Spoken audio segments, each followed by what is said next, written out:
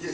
Alors, je voudrais maintenant donner la parole à M. Efli Kouyoum. Il est inventeur, il est designer, il est stratège, entrepreneur et chef d'entreprise. Il est à la fois écrivain, il est consultant conceptualiste en entrepreneuriat. Mais il y a un élément qui est très intéressant quand même dans son CV, c'est qu'il est en même temps instructeur de judo. Je pense que c'est très important. Peut-être qu'il faudrait que les enseignants aillent à son école parce qu'on ne sait jamais aujourd'hui. C'est très important.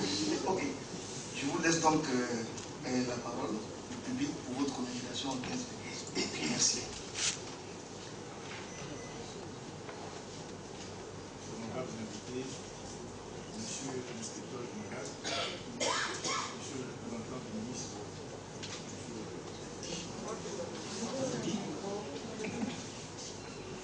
je souhaiterais avant tout propos demander que l'assistance applaudisse les enseignants.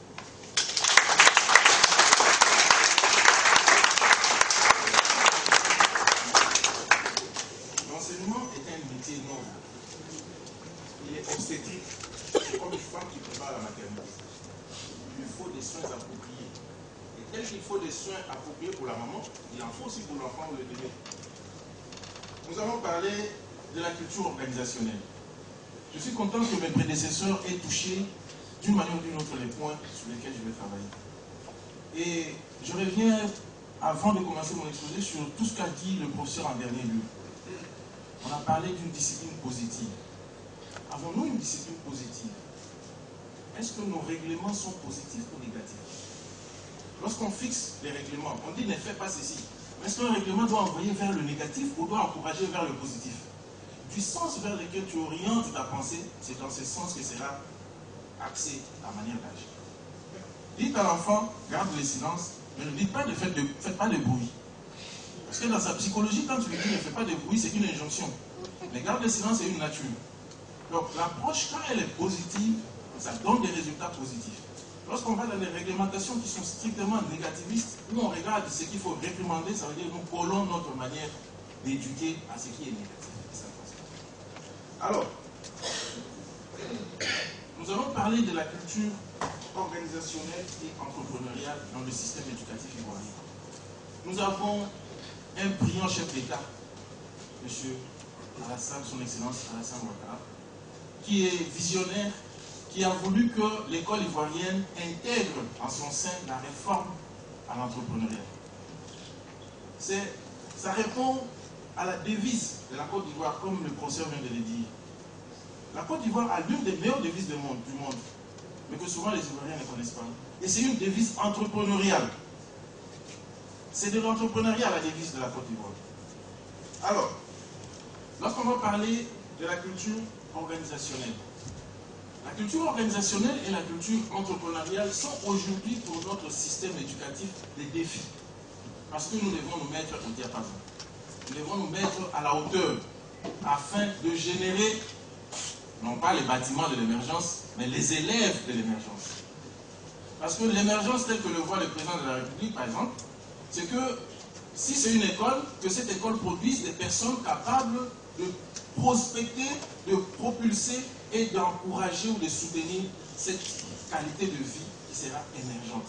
Ça sera la vie sociale, ça sera la vie économique, ça sera la vie politique. Toute cette vie est supportée par des hommes qui doivent avoir la caroche qui leur permettent de tenir face à ces enjeux. Alors, au niveau de l'école, je vais vous remettre tous à vos papiers. Nous allons faire un exercice de quelques minutes. Celui qui peut, il écrit. Celui qui ne peut pas, qu'il se souvienne, parce qu'en temps réel, ça lui sera demandé. Je pose une question. Considérons que vous croisez celui qui a la possibilité de combler vos désirs et résoudre vos problèmes, définitivement. Mais cette demande doit être formulée en une seule phrase. Donc, que chacun formule sa demande en considérant qu'il est en face de celui qui peut résoudre tous ces problèmes, mais en une seule phrase. Vous irez bien. Alors, que signifie l'école? École tirée du mot latin scolae signifie le lieu où on apprend la foi ou le savoir. Mais il est bon de savoir aussi que, au fil des âges, chaque peuple a conçu des modèles d'école. Chaque peuple a conçu des types d'écoles en fonction de ses objectifs. L'école est subordonnée à la stratégie globale. Comme vient de dire l'un des professeurs, que l'école c'est un micro dans un macro. Donc c'est un système qui est inclus dans un autre.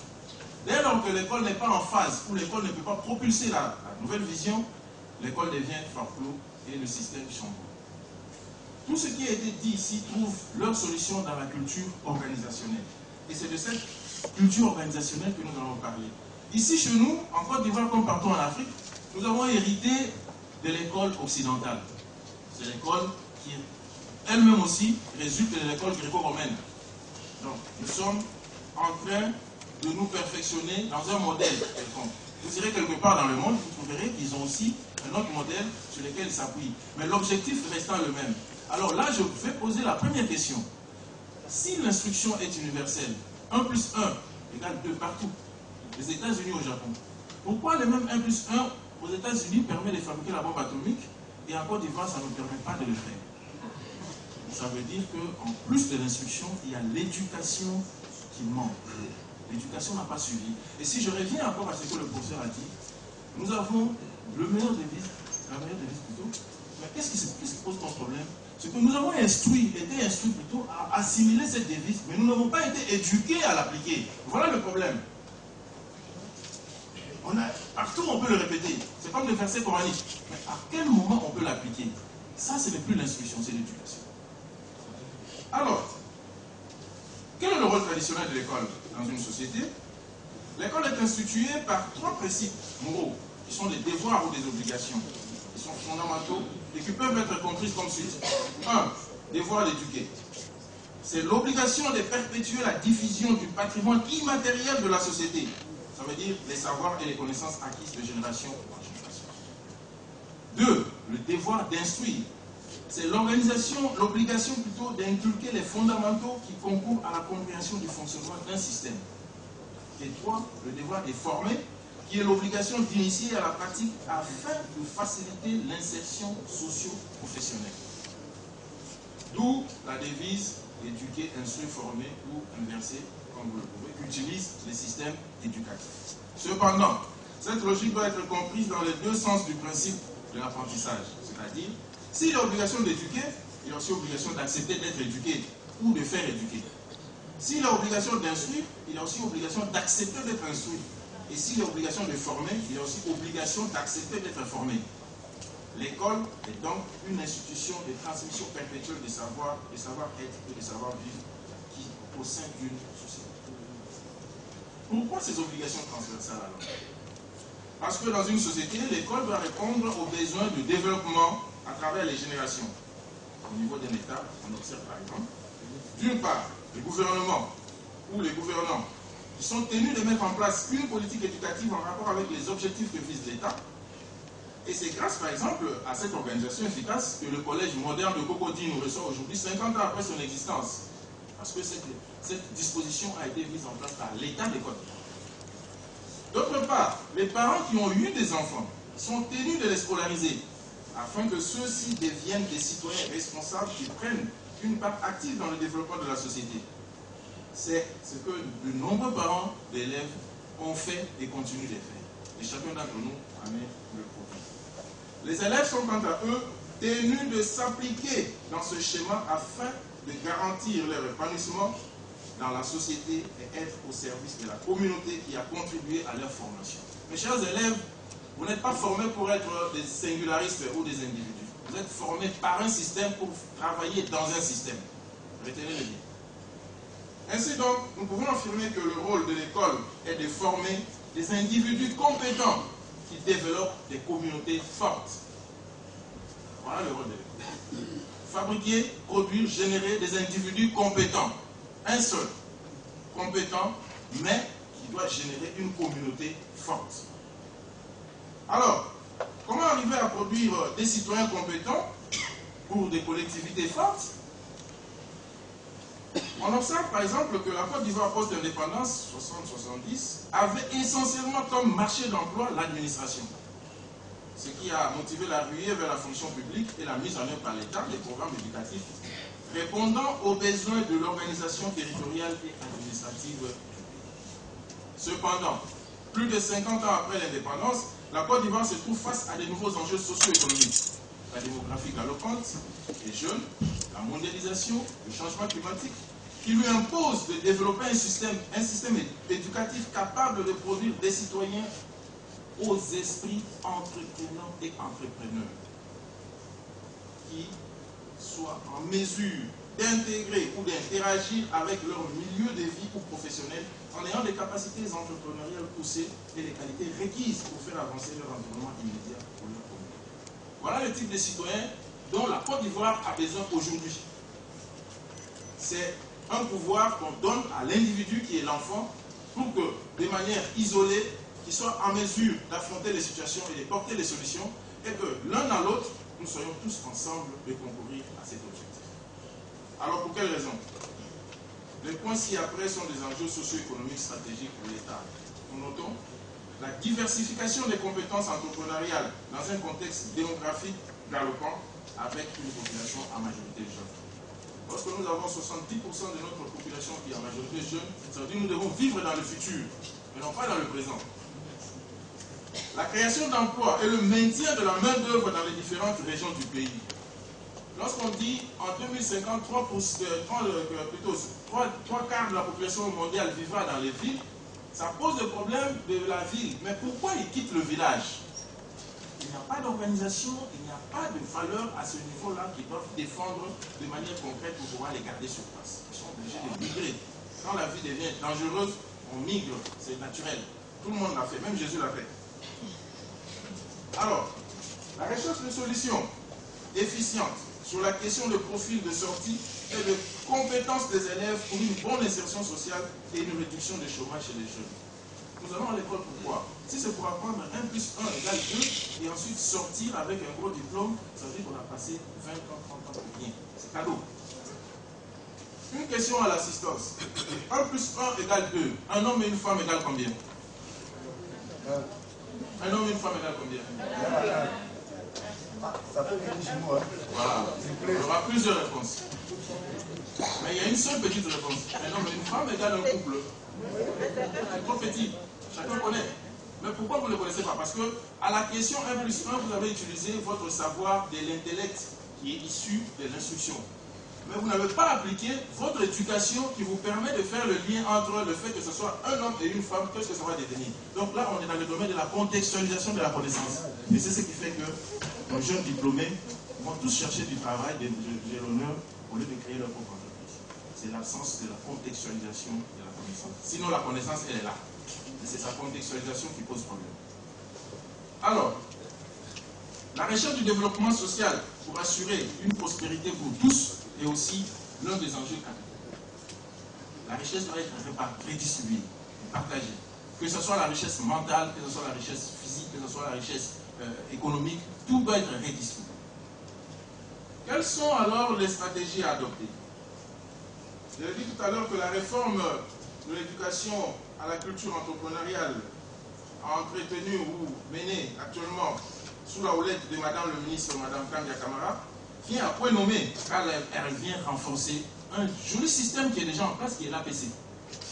Mais l'APC a un souci, tant que l'APC s'arrête comme ça, l'APC a besoin de la culture organisationnelle et entrepreneuriale pour prendre ses ailes. Et la culture entrepreneuriale, c'est quelque chose qui est venu à point nommé. Du reste, il faut qu'on s'organise bien pour bien la mener. Il faut qu'on la comprenne bien aussi. Alors, lorsque nous nous affirmons, après analyse, après avoir travaillé avec la DVS en tant que conceptualiste du plan stratégique de l'entrepreneuriat scolaire, nous avons compris que la culture entrepreneuriale est subordonnée à la culture organisationnelle. Ça va de soi. Vous ne pouvez rien entreprendre quand vous n'êtes pas organisé. Et vous n'allez pas changer de schéma. Il n'y a rien à faire. On commence par s'organiser avant de pouvoir entreprendre. Alors, l'organisation, c'est quoi? L'organisation, c'est tout un art. C'est une discipline entière grâce à laquelle une personne ou un groupe de personnes parviennent à poser des actions efficaces et ordonnées dans le temps pour la réussite d'un projet. Sans organisation préalable, pas de projet efficace. Alors, la culture organisationnelle, nous la retrouverons dans notre vie de tous les jours. nous la retrouverons dans la classe, nous la retrouverons dans la vie active, nous la retrouverons dans la famille. Et surtout d'abord en premier lieu chez nous-mêmes individuellement. Comment tu t'organises? L'enfant qui vient à l'école, comment il s'organise? Et nous avons fait ce travail qui est le développement d'une méthodologie avec des supports qui ont été validés par la direction de la pédagogie qui développe la valeur organisationnelle ou les valeurs entrepreneuriales en même temps que l'instruction qui est donnée à l'enfant dans les systèmes classiques. Et lorsque nous allons suivre ce schéma, nous allons nous retrouver avec le besoin de faire le développement du profil entrepreneurial. Parce que lorsque vous vous organisez, vous répondez à un profil entrepreneurial. Veuillez comprendre avec nous qu'on ne peut pas toucher un sujet qui prend les 3 thèmes qui sont utilisés ici. Les droits de l'enseignant, les obligations de l'enseignant, c'est l'organisation. C'est la culture organisationnelle. Le problème lié au COGES, c'est la culture organisationnelle. Le problème lié à l'éducation positive, c'est la culture organisationnelle. Donc si on doit faire cette synthèse, on ne pourra pas les faire en 15 minutes. Nous pourrons peut-être, dans les autres échanges, développer, continuer à vous enrichir sur cette question. Nous sommes consultants pour ça. Notre vocation, c'est de contribuer à l'éducation de la nation. Je vous remercie.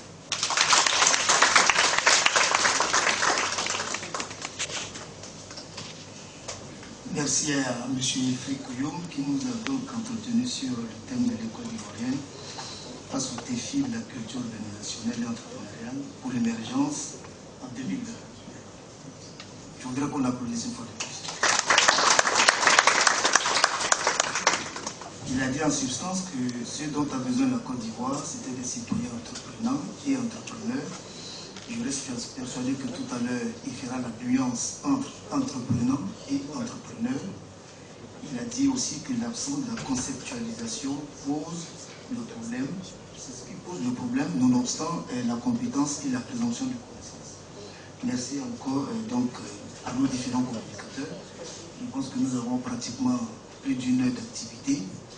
Nous allons donc passer maintenant aux échanges. Alors voilà comment ça va se dérouler, la méthodologie. Nous allons vous donner donc la parole. Nous allons prendre la liste de 5 personnes. Merci. Ok, merci à M. Domba. Madame Niaouré, projet d'anglais au collège moderne de Cocody. You have the floor. Je dis merci aux organisateurs de ce panel et merci aux panélistes qui nous ont enseigné, instruit tout à l'heure. C'est par rapport à l'entrepreneuriat que je voudrais intervenir. Je ne sais pas si ma connaissance est exacte, mais quand j'ai commencé à travailler, on m'a dit que les fonctionnaires de l'État n'avaient pas le droit de manière légale à entreprendre. Et je ne sais pas si cela est levé maintenant et qu'on a légalement la capacité, la possibilité d'avoir des entreprises bien qu'on soit fonctionnaire de l'État. Et je voudrais aussi savoir si cela est fait, comment l'État aide donc les fonctionnaires à pouvoir entreprendre. Parce que ça ne suffit pas ce que nous gagnons à travailler. Et nous avons besoin d'entreprendre effectivement. Nous sommes dans un nouveau contexte, comme le dernier panéliste l'a dit, et il faut donc actualiser les choses. Bien qu'étant fonctionnaire, nous avons besoin d'entreprendre. Et l'État doit nous aider à ce défi-là. Qu'est-ce que l'État fait pour nous? Je vous remercie. En résumé, moi, de par ma fonction, je ne recense qu'une seule chose, c'est l'absence de la stratégie de mise en œuvre. Nous avons ce problème de manière fondamentale dans tout ce que nous faisons. En fait, ce n'est pas une discipline que nous avons développée jusque-là. Vous entendez partout, on parle des consultants en management, mais on n'a pas encore des consultants en stratégie. Avant que le management vienne se mettre, c'est d'abord la stratégie. Le management est assujetti à la stratégie. Donc, tout ce dont vous avez parlé, si vous faites appel à un consultant en stratégie, il saura vous guider dans quel processus vous allez vous mettre pour avoir tel type de résultat. C'est après maintenant que vous aurez des managers qui viendront maintenant mettre en œuvre. C'était une parenthèse. Donc, pour revenir à la question de madame, oui, aujourd'hui la législation ivoirienne interdit aux fonctionnaires d'entreprendre entre griffes. faire du commerce, faire ceci. C'est tout à fait normal que la loi puisse mettre ces barrières parce que la fonction publique en tant que telle est conçue comme l'appareil dirigeant. C'est vous qui détenez le patrimoine, l'autorité de la loi, tout ça. Mais si moi je suis commerçant, et puis toi qui es directeur du trésor, toi aussi tu es commerçant, le bon de commande qui va passer à vous? Rien à faire. Donc la concurrence est déjà biaisée. Donc l'État, en mettant ses balises, a permis à ce que les fonctionnaires ne puissent pas interférer sur la marche ou la bonne marche du système économique. Toutefois, je reviendrai à l'observation du président de la séance. Il a fait allusion à ce dont je parlais sur les esprits entreprenants et l'esprit entrepreneur. En posant votre question, vous faites certainement allusion à l'entrepreneuriat en tant qu'entrepreneur. Mais la culture entrepreneuriale va au-delà de ça. Nous avons deux types de personnes dans la société. Nous avons des entrepreneurs et des entreprenants. La culture entrepreneuriale fait qu'une personne peut être entreprenante dans ce qu'il est en train de faire. Mais il n'est pas chef d'entreprise. Vous êtes inspecteur général de l'éducation, vous êtes entreprenant dans ce que vous faites. Donc vous prenez des initiatives, vous prenez de ceci, vous vous mettez dans la peau de celui qui veut accomplir de manière la plus parfaite ou la plus initiatrice sa mission. Vous êtes entrepreneur, vous travaillez selon une culture entrepreneuriale. Vous respectez les valeurs de l'entrepreneuriat qui sont entre autres la détermination, l'initiative, l'esprit d'équipe, tous ces valeurs-là qui sont connus comme étant des bonnes valeurs dans nos sociétés. Vous les utilisez afin de générer de la valeur. Voilà la finalité. Et cette valeur-là, souvent on la simule à la valeur monétaire. Non, la valeur n'est pas forcément financière. Vous pouvez bien faire votre travail avec une culture entrepreneuriale pour susciter dans les esprits des autres la valeur morale. Ils comprendront par votre exemple que voilà, mon chef travaille très bien, il est tous les jours à l'heure au travail, c'est lui qui parle le dernier, c'est lui qui fait ceci. Vous avez sémé la valeur entrepreneuriale, mais par le moral. Donc, la culture entrepreneuriale fait une distinction entre ceux qui vont devenir entrepreneurs, c'est d'ailleurs la majeure partie de la société. Que personne ne vous trompe aujourd'hui que tout le monde bâtira une entreprise. C'est faux. Même pas aux États-Unis, ça se passe pas comme ça. Sur 10 entreprises qui naissent, à la première année, 8 meurent. Parce que la création d'entreprises répond à des impératifs que tous les esprits ne peuvent pas supporter. Du coup, ça fait la barrière entre ceux qui peuvent aller un peu plus loin. En plus de l'esprit entreprenant, ils prennent des risques. Ils s'engagent dans des choses pour lesquelles ils n'ont pas de lendemain pour se mettre dans ce niveau des entrepreneurs. Là, ils deviennent, non pas chefs d'entreprise, hein. Il y a des chefs d'entreprise qui ne sont pas entrepreneurs. Donc, ils deviennent générateurs de valeurs monétaires financières. Parce qu'à ce moment-là, il a mis en place un système où, même s'il est là, ou il n'est pas là, ce système permet de faire fonctionner un mécanisme qui génère la valeur, soit financière, soit culturelle, peu importe. Donc, à votre question, je dirais ceci. Tout dépend de votre stratégie. Si vous avez un esprit entreprenant, ce n'est pas à vous forcément d'être entrepreneur. Vous avez des enfants, vous avez des nièces, vous avez des cousins. Votre culture, ce que vous savez de l'entrepreneuriat, vous allez le leur inculquer et les mettre à votre service. Sans pour autant que vous paraissiez comme étant celui qui est en train d'entreprendre. Sans pour autant enfreindre la loi. Parce qu'en ce moment-là, vous utilisez d'autres personnes, mais vous mettez votre capacité cérébrale à leur disposition. Mais du point de vue administratif, vous ne devez pas être engagé. Parce que s'il y a un bon de commande, une signature quelque part qui porte votre mention, vous tombez dans le trou. Voilà. Maintenant, pour pallier à cette difficulté qui est normale, que vous n'avez pas assez de moyens pour nouer le bout, c'est pour ça que cette astuce, parce que le droit, on a des juristes ici, moi j'ai toujours dit, le droit c'est la chose la plus tordue. On l'appelle le droit, mais c'est ça qu'on peut faire à gauche, qu'on fait à droite, mais on lit le droit. Voilà. Donc chacun peut dire le droit à sa manière, et tout le monde dit le droit. C'est pour ça qu'on trouve des avocats et puis qui défendent un meurtrier et puis il est acquitté. C'est ça le droit. Donc le langage juridique n'est pas forcément le langage administratif. En administration, on vous a interdit de travailler. Ça c'est tout à fait normal. Mais en droit, vous pouvez trouver des exutoires. Comment vous allez les faire? Par exemple, en donnant des initiatives. Mais avant de donner l'initiative, vous devez en avoir vous-même.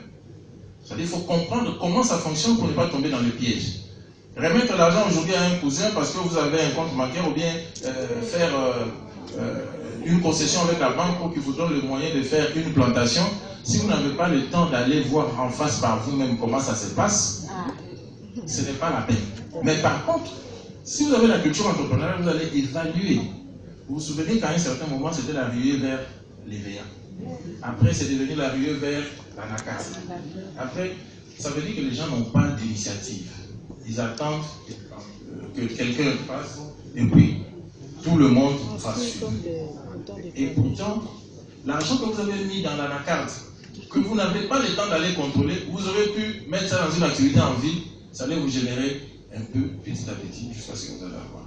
Mais tout ça, c'est subordonné à la culture organisationnelle. Quel que soit votre travail, vous êtes assujetti à la culture organisationnelle. Malheureusement, quand on parle de l'organisation, les gens ont tendance à penser aux entreprises. Non, l'organisation commence par vous-même. Savez-vous, à la question de savoir qu'est-ce que vous avez écouté, qu'est-ce que vous avez entendu, beaucoup de gens n'ont pas les bonnes réponses à donner. Qu'est-ce que vous avez vu, qu'est-ce que vous avez regardé, beaucoup de gens n'ont pas les bonnes réponses à donner. Or, c'est de là que vient la culture organisationnelle, l'observation. Savoir regarder, voir, entendre, écouter, c'est la clé, le démarrage de ce qui va vous faire discerner. Parce que ce qui va vous donner le potentiel entrepreneurial, vous n'avez pas besoin d'aller le chercher ailleurs. Ça se trouve autour de vous. Ce sont les premiers besoins qui se trouvent autour de vous auxquels vous pouvez faire face. Et sur ça, vous pouvez gagner davantage que de rêver de devenir un milliardaire parce que vous allez entreprendre quelque part où vous n'avez pas le moyen de pouvoir faire un suivi efficace. Et si vous mettez en ordre votre capacité de pouvoir réfléchir, observer, vous allez analyser. C'est le deuxième processus. Vous avez fini d'observer en écoutant, en regardant attentivement. Vous allez analyser, peser les pour et les contre, les quand, les comment, les qui, les combien. Quand vous passez cette deuxième étape, vous allez vous retrouver au moment de la programmation. Ce que j'ai analysé, ce que j'ai voulu, ce que je fais, je le fais quand? Quand vous avez un calendrier, vos actions sont ordonnées et ça ne s'empiète pas et ça ne vous pose pas de problème. Mais à la fin, il faut passer à l'action. Si vous ne faites rien, toutes vos intentions ne valent rien. Il faut passer à l'action, mais en passant à l'action, il ne faut pas penser que l'action c'est quelque chose, j'agis et puis bon, j'attends pousser. Non. L'entrepreneuriat, ce n'est pas une plante qu'on a mis, un grain qu'on a mis sous terre et puis on attend que ça germe et puis ça va devenir grand par soi-même. Ce n'est pas ça l'entrepreneuriat. Quand vous rentrez dans l'entrepreneuriat, ça veut dire vous dormez avec votre entreprise, vous vivez avec votre entreprise, mais c'est seulement le jour où votre entreprise pourra vivre sans vous que vous êtes devenu réellement un entrepreneur. Donc, je ne sais pas si j'ai bien répondu à vos préoccupations. C'est parfaitement répondu. Merci. Merci à M. Fri. On va faire une petite intervention et on va ouvrir.